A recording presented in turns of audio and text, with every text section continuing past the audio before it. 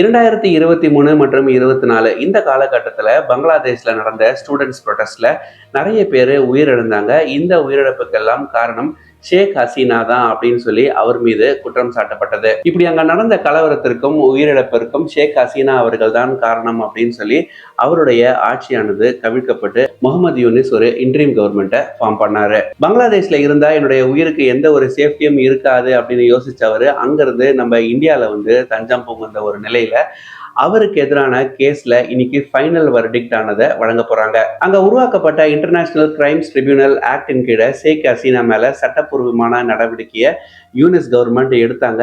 இப்படி இவங்க மேற்கொண்ட இந்த சட்டப்பூர்வ நடவடிக்கையின் இறுதி கட்டமா இன்னைக்கு தீர்ப்பை அந்த நாட்டு அரசாங்கம் வழங்கவிருக்காங்க. 15-20 வருஷமா பங்களாதேஷை ஆண்ட ஷேக் ஹசீனா அவருடைய ஆட்சி கவிழ்க்கப்பட்டு அவர் இந்தியாவுக்கு வந்திருந்தாலும் அவருடைய ஆதரவாளர்கள் அங்கதான் இருக்காங்க.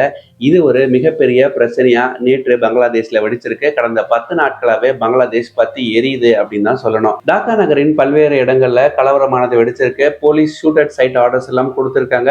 ஸோ சிச்சுவேஷன் ரொம்பவே டென்ஸ் ஆயிருக்கு அப்படின்னு சொல்றாங்க. போன ஆண்டு ஆகஸ்ட் மாதம் மாதிரி ஷேக் ஹசீனா அவர்கள் நம்ம இந்தியாவில தஞ்சம் புகுந்த ஒரு நிலையில இப்ப அவருக்கு இறுதி தீர்ப்பை அந்த நாட்டு கவர்மெண்ட் வழங்கவிருக்கு.